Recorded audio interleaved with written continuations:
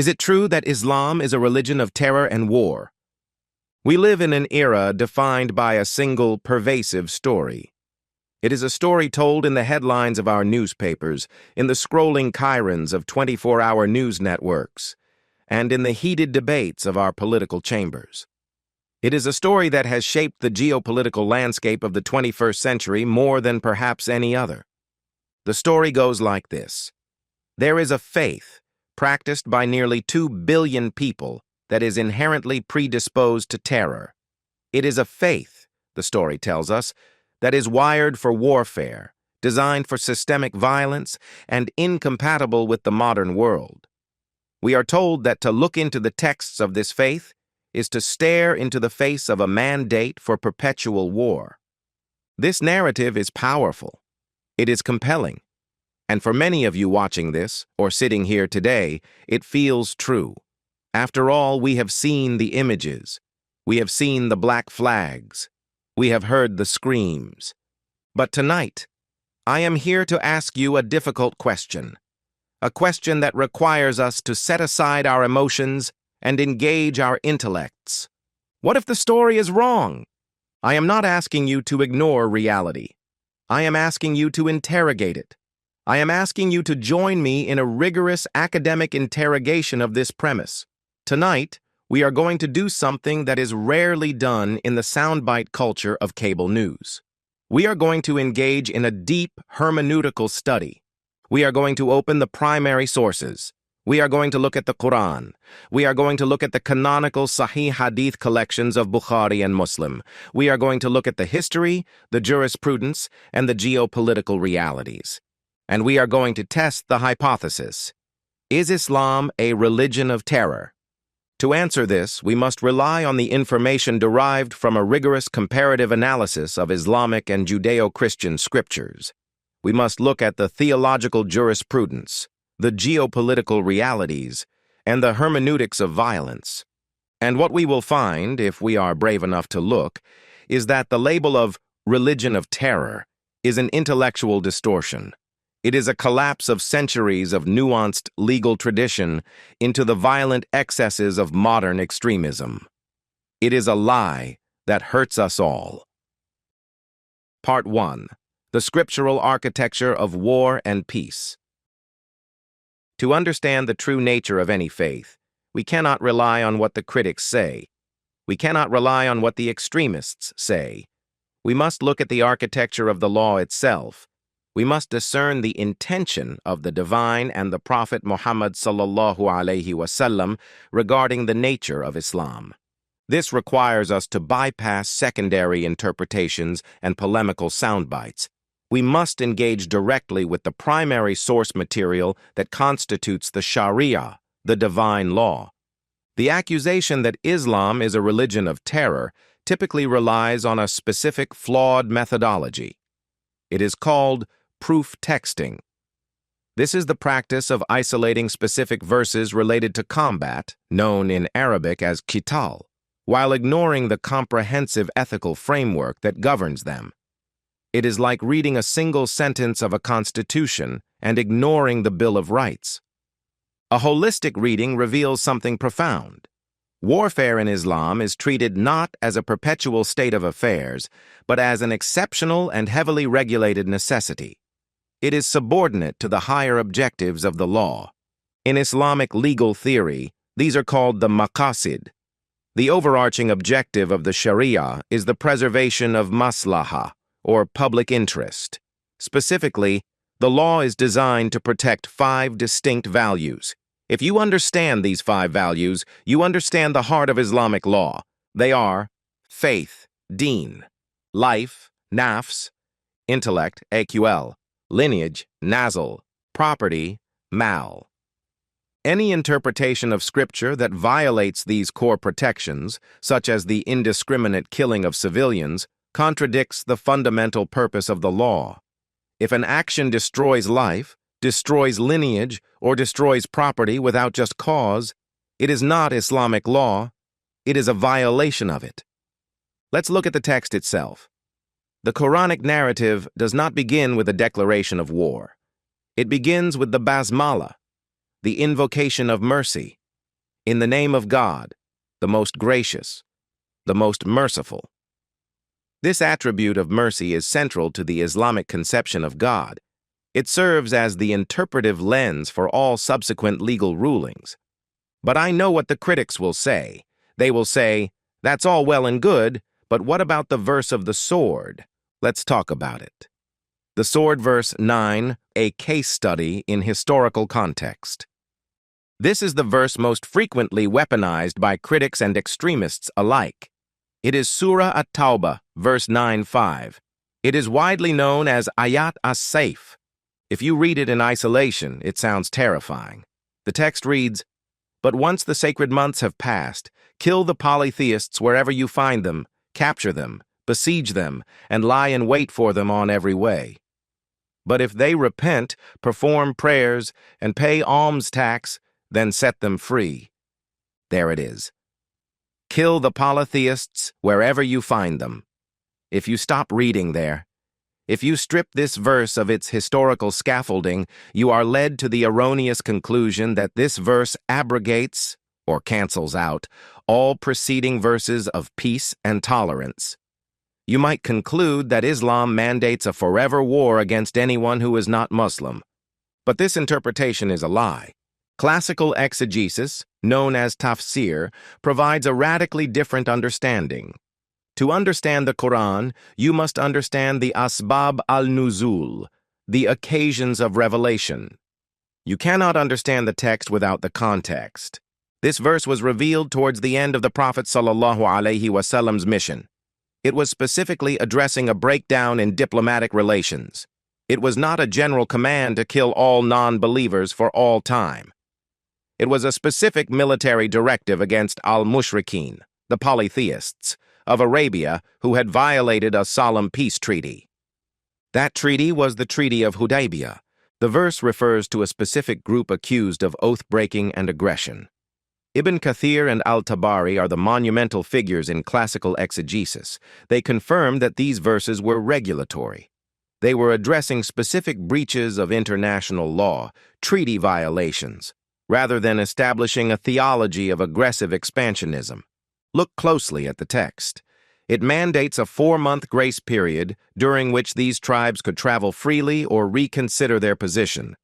Ask yourself, does a terrorist ideology provide a 4-month grace period? This provision contradicts the notion of indiscriminate slaughter or terror tactics. But the most damning evidence against the religion of terror narrative is found in the very next verse, verse 9:6. It commands the Prophet ﷺ, "And if anyone from the polytheists asks for your protection, grant it to them so they may hear the word of Allah, then escort them to a place of safety." I want you to let that sink in. Escort them to a place of safety. If the intention of the divine was terror, if the goal was total annihilation, the provision of asylum and safe escort to a place of security would be fundamentally contradictory. Why would you escort a target to safety? The command to escort them to safety, mamanahu, indicates that the objective is the neutralization of an active military threat. Once that threat is neutralized, the goal shifts to the opportunity for spiritual reflection. It is about safety, not elimination. 1.2. The principle of non-compulsion. This brings us to a foundational tenet that counters the religion of fear narrative. It is found in Surah Al-Baqarah, verse 2-256. There is no compulsion in religion. The right direction is henceforth distinct from error. This is a constitutional principle in Islamic thought. Belief, or iman, is a matter of the heart. It cannot be coerced. Forced conversion is logically and legally invalid in Islamic law. You cannot force someone to believe. Now, history is complex. Some medieval jurists, writing in times of perpetual imperial warfare, argued that the sword verse abrogated this principle of tolerance. But the majority consensus, and certainly the consensus of modern scholarship, holds that 225:6 is a declarative statement about the nature of faith. It is not a tactical instruction subject to change. It is a theological reality. If Islam were designed as a religion of terror utilized to force submission, this verse would represent a foundational contradiction. Instead, it establishes a clear line. The sword may be used to protect the sovereignty of the Muslim state. It may be used to ensure the physical safety of the community. But it may never, ever be used to force the conscience of the individual.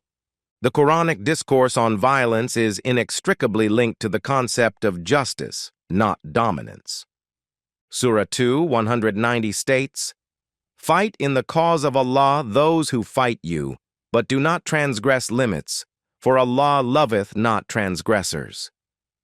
This introduces the concept of jus in bello, conduct during war, directly into the revelation. What does "do not transgress limits" mean? It is interpreted by exegetes to mean prohibiting the killing of women, children, the elderly, and those not engaged in hostilities. It forbids mutilation. It forbids the destruction of nature. The permission to fight is contingent upon being fought against. It is reactive. It is defensive. Consider Surah 22:39.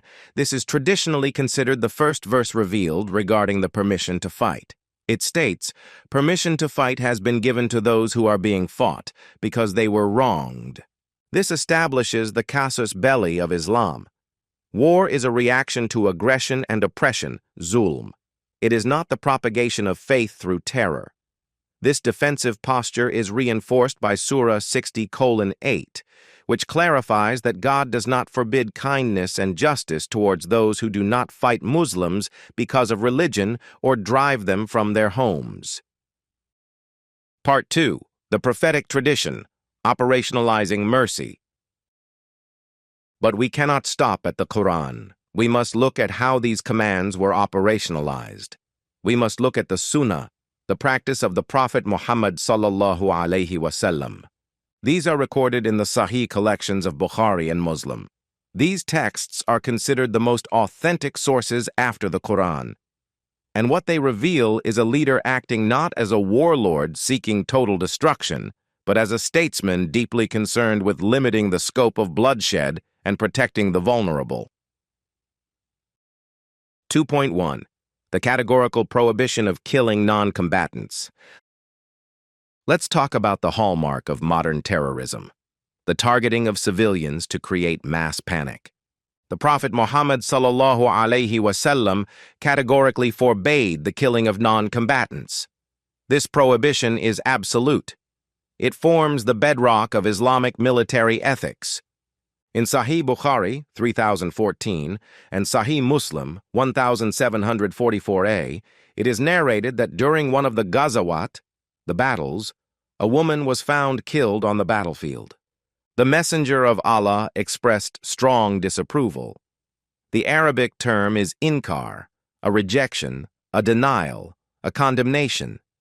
He explicitly forbade the killing of women and children. This was not a strategic recommendation. It was not a best practice. It was a moral injunction. The disapproval was forceful. Such an act violated the core principles of the engagement. Specific instructions given to military commanders further codify these protections. When deploying an army, the Prophet sallallahu alaihi wasallam would instruct his commanders, "Fight in the name of Allah, do not embezzle the spoils, do not break your pledge, and do not mutilate the dead bodies. Do not kill the children." This was standard operating procedure. The Hadith literature distinguishes between those capable of fighting, muqatila, and those who are not. Even among the adult male population, those who are strictly non-combatants are granted immunity. Let's look at the category of protected persons, or al-masumun. Women, strictly prohibited, haram, unless directly engaged in combat. Sahih Muslim 1744a. Children, strictly prohibited under all circumstances. Sahih Bukhari 3014. The elderly, prohibited unless they are active military advisors. Sunan Abu Dawud. Monks and hermits, prohibited. Their religious infrastructure is also protected. Musnad Ahmad. Hired servants and laborers, prohibited as they are non-belligerents.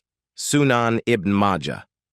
The targeting of soft targets, markets, places of worship, civilian homes, is entirely absent from the prophetic military doctrine. 2.2 Treatment of prisoners, a counter-narrative to terror. The very concept of terror implies the use of extreme fear, cruelty, and dehumanization to break the will of the enemy.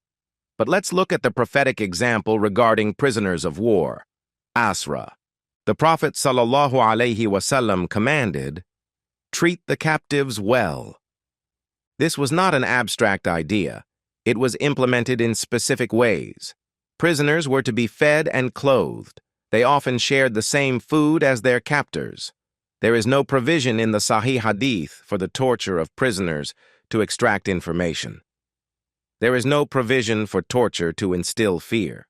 The Prophet ﷺ reprimanded companions who mistreated captives. He emphasized that they were now under the trust and responsibility of the Muslim community. What were the options for prisoners? They included unconditional release, ransom, fida, or exchange. Sahih Muslim records instances where prisoners were released without ransom as a gesture of goodwill. The execution of prisoners was an exceptionally rare event. It was reserved for specific war criminals who had committed egregious acts. It was not for the general soldier. This sharply contrasts with the mass executions and televised beheadings practiced by modern terror groups. Those groups falsely claim to follow the prophetic methodology, but their actions are a betrayal of it. In one telling narration from Sahih Muslim, the Prophet ﷺ conditioned the treatment of captives on the reciprocity of the enemy, but maintained the moral high ground. When he captured the family of Banu Mustalik, he ultimately released them. This act of benevolence led to the conversion of the tribe. It was conversion through mercy, not coercion. 2.3 The definition of jihad. We must also address the word that has been stolen, jihad. Linguistically, it is derived from jahada. It means to strive, to struggle, or to exert effort. While it encompasses military struggle, qital, it is fundamentally a broader concept involving spiritual, moral, and social striving. The Quranic permissions for fighting frame qital as a defensive and regulatory necessity. Listen to Surah Al-Hajj 2240, which explains the rationale for military defense. For had it not been for Allah's repelling some men by means of others, all monasteries, churches, synagogues, and mosques, wherein the name of Allah is oft mentioned, would surely have been pulled down. This is a profound theological statement. Jihad is ordained not just to protect mosques. It is ordained to protect churches. It is ordained to protect synagogues. A religion of terror would seek the destruction of the other. It would seek a monopoly of the religious landscape. But Islam, in its primary text, explicitly mandates the military protection of the other's right to worship. This is a pluralistic defense pact. It contradicts the narrative of Islam as a faith intent on eradicating all difference. Furthermore, the Prophet Muhammad ﷺ defined the greater jihad, jihad al-akbar, as the struggle against one's own lower desires, the nafs. While the authenticity of this specific narration is debated, the concept permeates the ethos of Islamic self-purification. The lesser jihad, the military struggle, is bound by strict ethical codes. It is not an act of mad brutality. It is a just war utilized for self-preservation and the preservation of the moral order. The verse of the sword must be read within this wider ecosystem. The permission to fight is always linked to the cessation of oppression, fitna. Once the oppression stops, the fighting stops. But if they cease, then let there be no hostility except against those who practice oppression. Quran 2:193. This conditional nature of warfare makes terror, which is often unconditional and indiscriminate, theologically untenable. 2.4. The sanctity of the environment. Finally, the prophetic rules of engagement extend even to the trees. The Prophet ﷺ forbade the cutting down of trees. He forbade the killing of livestock except for food. He forbade the destruction of buildings. This environmental ethic in warfare is a further refutation of terror. Terror tactics often involve scorched earth policies. They are designed to destroy the economic and social viability of the enemy's land. The Islamic prohibition against destroying fruit-bearing trees ensures that even in war, the resources necessary for life and future peace are preserved. It reflects an intention to conquer hearts or restore justice, not to obliterate civilizations. In Sahih Muslim, narrations describe the Prophet ﷺ's raids as targeted and restrained. When he attacked Banu Mustalik, it was a surprise attack on a military encampment, not a general slaughter of a civilian population. The preservation of infrastructure suggests that the long-term goal was integration and stability, not the chaos and fear associated with terrorism. Part 3. The 21st Century Deviation. If the textual evidence is so heavily weighted towards restriction, mercy, and defensive warfare, why are we here? Why does the 21st century global consciousness strongly associate Islam with terror? The answer lies in a perfect storm. It is a convergence of theological deviation by fringe groups, the amplification of this deviation by media and geopolitical interests, and a sociological crisis of authority within the Muslim world. 3.1.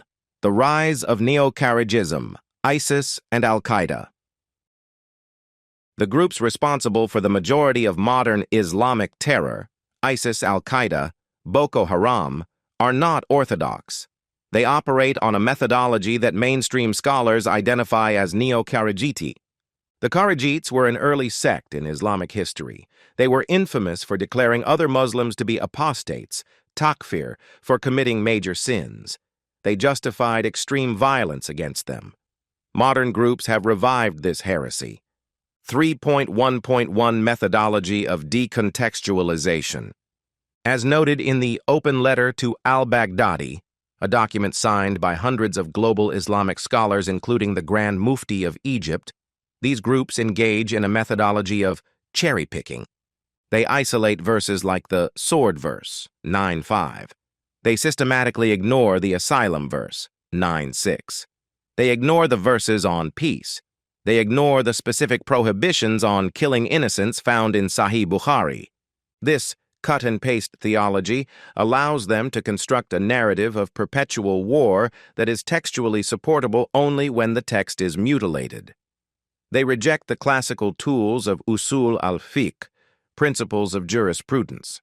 These tools require reconciling apparent contradictions through established legal mechanisms. Instead, they employ a crude literalism that ignores the hierarchy of values in Islamic law. 3.1.2. Rejection of classical jurisprudence. Groups like ISIS explicitly reject the centuries of fiqh that developed the laws of war. They bypass the established scholarly consensus, ijma, that prohibits the killing of emissaries. In the modern world, emissaries includes journalists and aid workers. The Prophet Muhammad ﷺ famously stated, "I do not break treaties, nor do I imprison envoys." ISIS's execution of journalists and aid workers is a direct violation of this prophetic precedent. Furthermore, their declaration of a caliphate is structurally invalid. Scholarly consensus holds that a caliphate cannot be established by force by a fringe group. It requires the consensus, shura, of the Muslim community. Therefore, their declarations of offensive jihad are religiously null and void. They have usurped the authority of the state. They are effectively acting as bandits, hiraba, rather than legitimate combatants. 3.1.3. The Theology of Savagery. ISIS utilized a text called The Management of Savagery to justify their brutality. This text argues for the use of extreme violence to create chaos. They believe this chaos will lead to the consolidation of power. This is a modern political strategy. It is not a traditional Islamic one. It relies on a utilitarian calculation that the end, an Islamic state, justifies the means, terror. This is alien to the deontological ethics of Islam, where the means must also be halal, permissible. 3.2 Media Framing and Geopolitics. But these groups do not operate in a vacuum. The perception of Islam as a religion of war is also a product of information asymmetry and media framing. The clash of civilizations narrative finds a willing partner in sensationalist coverage. 3.2.1 Disproportionate coverage. Studies indicate that terrorist attacks committed by Muslims receive significantly more media coverage than those committed by non-Muslims. A study from the University of Alabama provides staggering numbers. It found that attacks by Muslim perpetrators received 357% more press attention than attacks by others, even when controlling for target type and fatalities. Let that number sink in. 357%. This disproportionate coverage creates an availability heuristic. The public overestimates the prevalence of Islamic terrorism compared to other forms of violence, such as right-wing extremism. Furthermore, there is a terminological bias. When a non-Muslim commits violence, it is often framed as a result of mental illness. It is a lone wolf anomaly. But when a Muslim commits violence, it is framed as Islamic terrorism. It is inextricably linked to the theology. This framing suggests that violence is inherent to Islam but incidental to other identities. It obscures the political grievances, occupation, war, displacement that often drive radicalization. It replaces them with a purely theological explanation that implicates the entire faith. 3.2.2 The ISIS Propaganda Machine. Ironically, Western media and ISIS share a symbiotic narrative relationship. ISIS produces high-quality propaganda, like Dabiq magazine, explicitly designed to provoke Western outrage. They want to validate the binary worldview of camp of Iman versus camp of Kufr. By broadcasting these images and utilizing ISIS's own terminology, Western media inadvertently amplifies the minority view of ISIS. They present ISIS as the true representation of Islam, drowning out the peaceful practices and condemnations of over 1.8 billion Muslims. 3.3 The Silence of the Majority. The 21st century has also seen a crisis of religious authority. The Internet has eroded the standing of traditional scholars, the ulama. Young, disaffected individuals can now access decontextualized texts directly online. They bypass the interpretive layer of scholarship that historically acted as a buffer against extremism. While scholars have issued fatwas and letters condemning terrorism, such as the Aman Message and the Letter to al-Baghdadi, these often lack the viral potential of a violent video. The complexity of scholarly argument struggles to compete with the simplistic, visceral appeal of terrorist propaganda. And we cannot ignore the geopolitical context, the political instability of the Muslim world, the invasions of Iraq and Afghanistan, the Syrian civil war, the ongoing occupation of Palestine, creates a fertile ground for grievances. Terrorist groups exploit this. They frame their terror as a defense of the Ummah. They gain sympathy from those who feel humiliated by geopolitical events. This conflates political resistance with religious obligation. Part 4. Comparative Hermeneutics, Violence in the Hebrew Bible. To be fair, to be truly academic, we must apply the same scrutiny to other texts that is often applied to the Quran. If the mere presence of violent verses constitutes a religion of terror, then the Hebrew Scriptures, the Old Testament, present a significant challenge. A comparative analysis reveals that violence is a feature of all Abrahamic texts when they address the realities of ancient statecraft and survival.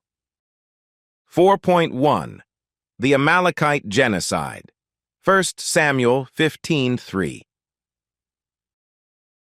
Perhaps the most difficult text in the Hebrew Bible is the command given to King Saul via the prophet Samuel regarding the Amalekites.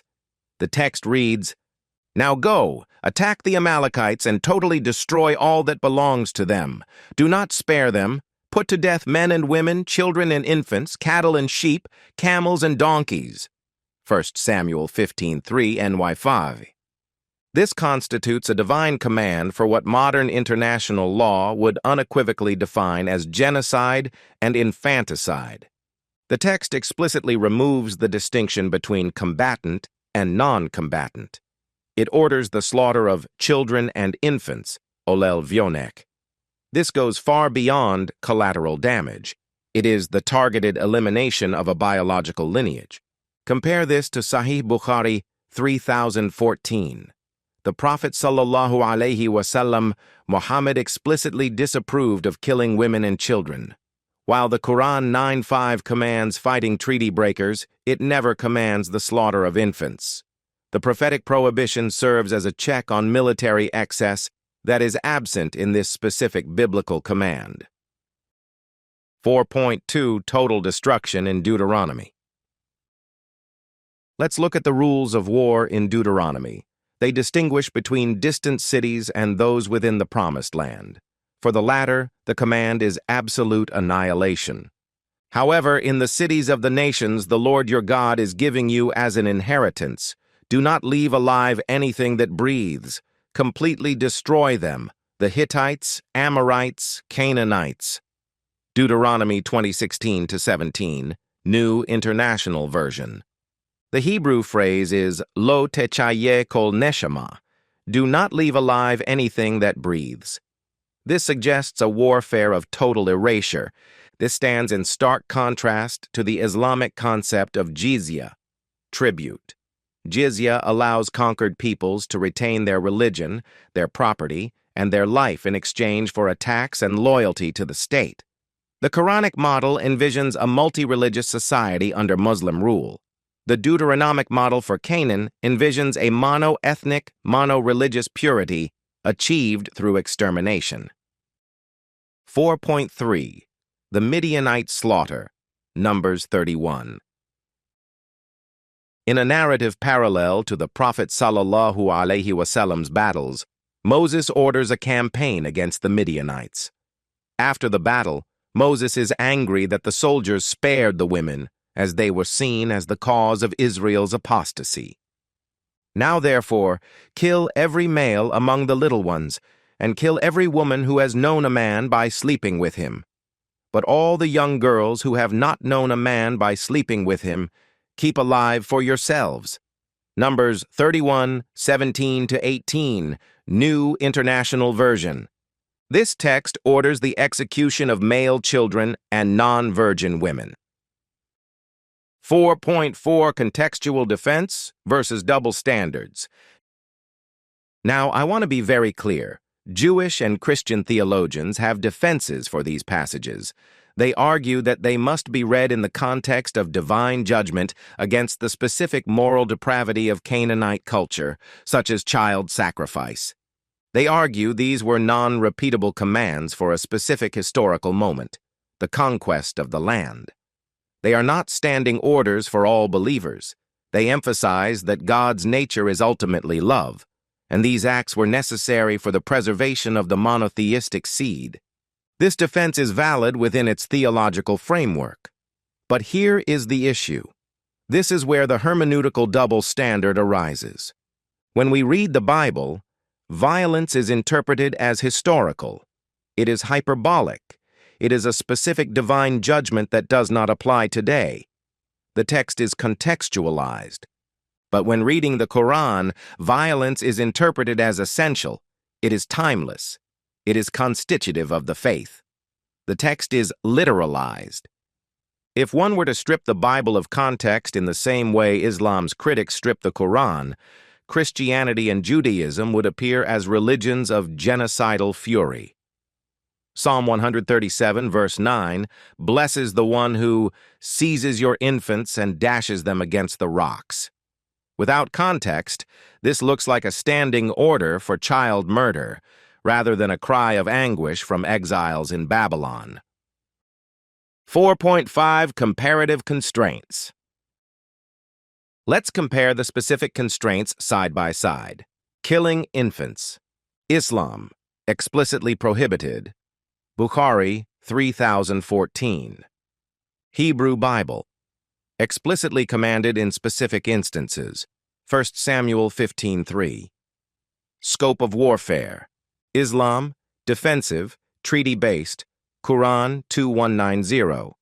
Hebrew Bible, conquest, inheritance of land. Deuteronomy 20:16. Status of non-combatants. Islam, protected. Monks, women, elderly. Hebrew Bible, do not leave alive anything that breathes. Deuteronomy 20:16. Goal of conflict: Islam, security, religious freedom. Quran 22:40.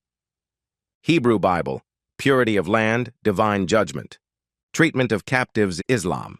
Feed, clothe, ransom. Quran 76:8.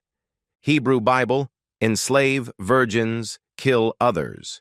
Numbers 31:17-18. This comparison is not meant to denigrate the Bible.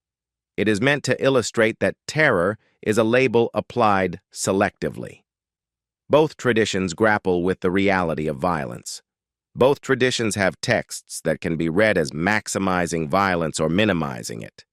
The intention of the faith is found in how the community of believers has historically interpreted these texts.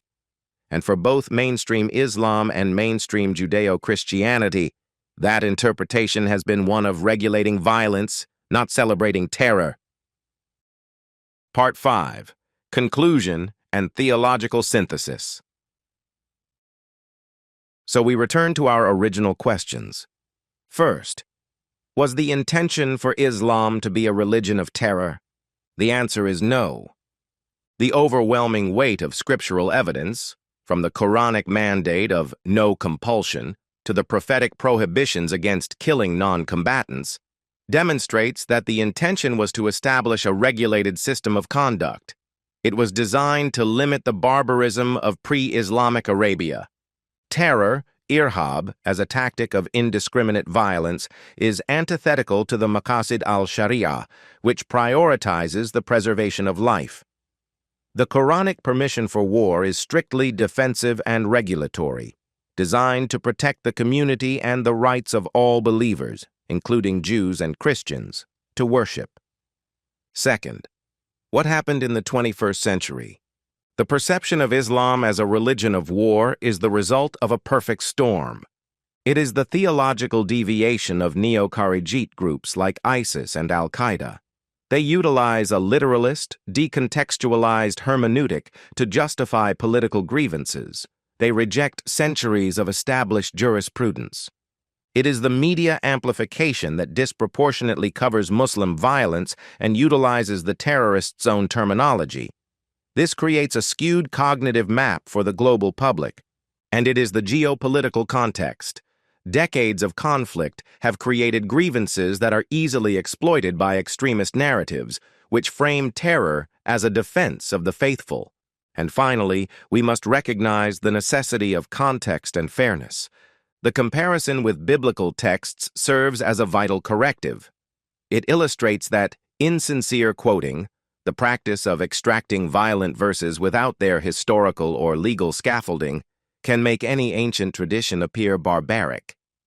To quote the sword verse without the Asylum verse is as intellectually dishonest as quoting the command to kill Amalekite infants without discussing the historical theology of ancient Israel.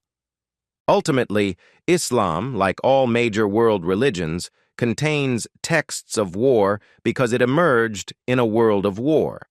However, its trajectory, as defined by the Prophet Muhammad sallallahu alaihi wasallam and codified by classical scholars, is one that seeks to move humanity from the chaos of jahiliyyah, ignorance, to the stability of Dar al-Salam, the abode of peace.